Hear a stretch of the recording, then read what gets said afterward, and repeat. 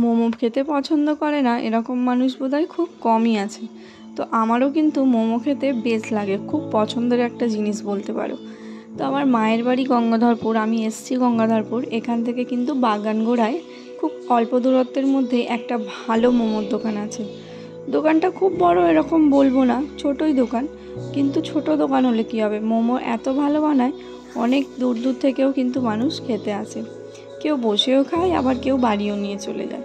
তো আমি কিন্তু আজকে বাড়ি নিয়ে চলে যাব, ওখানে বসে খাবো না, কারণ বাড়িতে মা আছে, মায়ের সঙ্গে বসে কিন্তু একসঙ্গে খাবো। এই দেখো মোমোর দোকানটায় চলে এসেছি, দেখলেই বুঝতে পারবে তোমরা যে বড় দোকান এরকম নয়, ছোট্টখাট্ট একটা দোকান। তো আজকে আমি এসেছি, তো ভাই কিন্তু দাঁড়িয়ে আছে মোমো নেওয়ার জন্য। আমরা কিন্তু মোমোটা নিয়ে বাড়ি চলে যাব।